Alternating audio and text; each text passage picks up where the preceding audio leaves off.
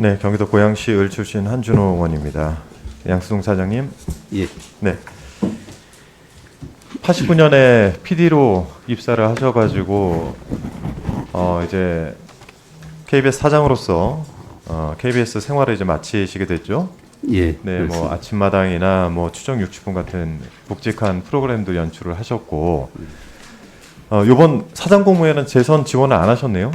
예, 그렇습니다. 네, 뭐 특별한 이유가 있으신가요? 예. 사년 가까이 사장직에 있으면서 뭐 재선을 다했습니다만 이제 앞으로 또 새롭게 새로운 에너지를 가지고 KBS가 다시 한번 좀 출발해야 되는 그런 시점이라고 생각했습니다. 네, 뭐 KBS에서 오래 근무하셨던 선배로서 마지막 모습인 것 같습니다.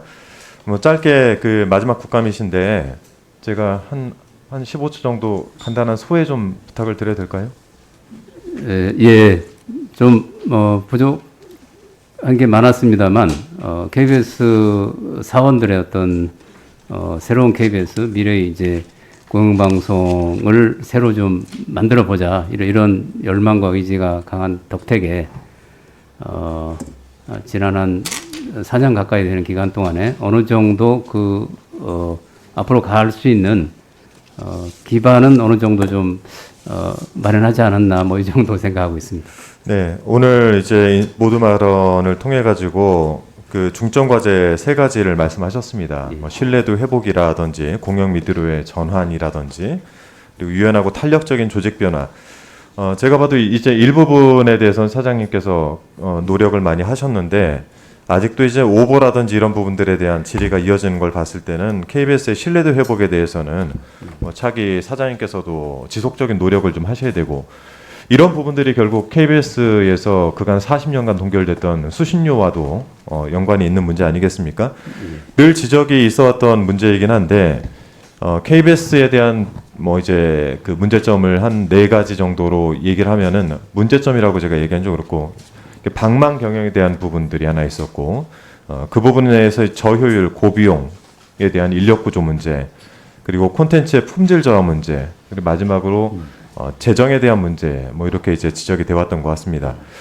제가 좀 하나하나 조금 질문을 드리고 싶은데 그 저효율 고비용 인력 구조에 대해서 그간 임기 내에 사장님께서 그 노력하셨던 부분이 어떤 것인지 제가 궁금한 거는 그 명퇴 부분에 대해서 왜 KBS가 좀 더 적극적으로 이 부분에 대한 해결을 못했는지에 대한 궁금증이 있습니다. KBS는 이제 공공기관 명퇴에 관한 그 기준이 이제 명퇴 위로금이라고 하죠. 이런 네. 것들이 좀 낮기 때문에 유인책이 그렇게 되지 못합니다. 네. 그럼에도 불구하고 올 이제 12월 안으로 시행을 좀 하려고 계획하고 있습니다. 또 하나는 이제 그 콘텐츠 품질 저하 문제인데요. 조금 전에 말씀하신 이제 인력 구조 문제를 해결하기 위한 명퇴는 적극적으로 하기가 어려운 것이 공공기관으로서 유인 효과가 없다라고 말씀하셨는데 이 부분에 대해서는 뭐 산업은행 등 여러 가지가 좀 걸쳐 있긴 하지만 그 이 부분에 대한 그 만일 해결이 있다라고 한다면 적극적인 명퇴가 가능할까요? 예, 그렇습니다. 올해 이제 또 수지 상황이 조금 작년보다 괜찮을 것으로 예상이 돼서 네. 그 중에 일부를 이런 이제 KBS의 장기적인 인력 구조를 좀 개선하는 쪽으로 네. 활용하겠다는 네네, 계획을 갖고 있습니다. 예, 그 KBS 콘텐츠 특히 이제 드라마 제작에 있어서 평균 제작비가 대충 어느 정도 됩니까? 드라마 이제 보통 미니 시리즈라고 하는 네네. 거는 한 6억 7억 정도 6, KBS 7억 정도 경우에. 하고요. 예. 네. 요번에 그 뭐 오징어 게임 얘기가 하도 많이 나오고 있어서 오징어 게임이 그 제작비가 평균 어느 정도 들어갔는지 22억? 알고 계십니까? 편당 22억으로 22억 정도 예, 들어갔죠. 예, 예. 그 상당히 큰 차이입니다. 저희가 직접 투자, 그러니까 그 직접 제작에 들어가는 비용들이 실은 SBS나 MBC에 비해서 KBS가 2019년 대비로도 많이 줄었어요.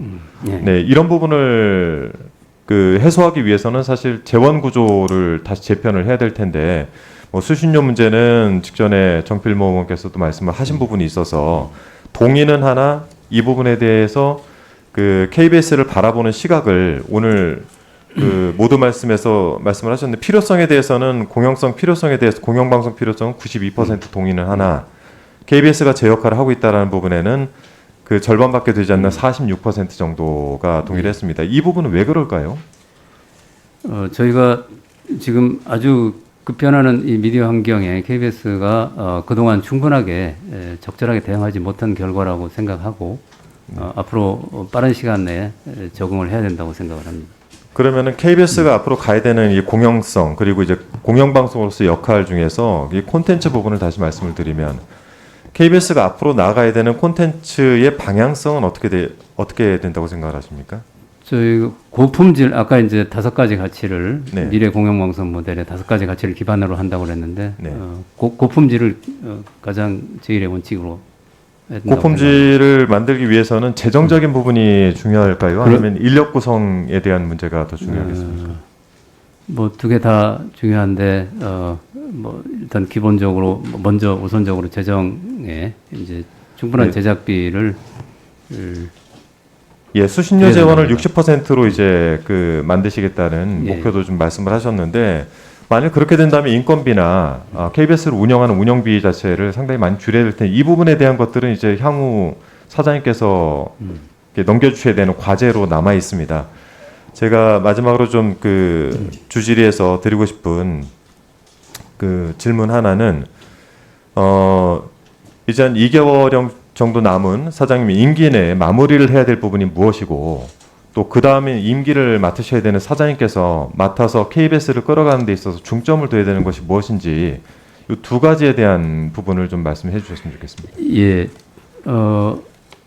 아까 모두 발언에서도 이제 앞으로 KBS 5년 동안 KBS가 어떻게 가야 되고 뭘 이제 중점적으로 해야 될지 그 안을 수신료 조정안에 저희가 담았다고 말씀드렸고요. 지금 남은 기간에 이제 내년 올 하반기 남은 기간 동안 내년 예산, 내년 KBS가 중점적으로 해야 될 것들에 대해서 현재 임원진이 그 계획을 만들어서 예산에 이제 반영시켜야 되는 그런 작업이 남아 있습니다. 네. 마지막으로 그 마무리를 하시면서 다음 임기의 사장님께 임계를 해서 KBS의 연속성을 가질 수 있도록 하는 대외관 같은 것들을 좀 마무리를 지으면서 남겨주시고 예. 그것을 좀 공유를 해주시길 부탁드립니다. 예, 그러겠습니다. 예. 예, 한준호 의원님 수고하셨습니다. 다음으로 홍익표 의원님 질의하시겠습니다.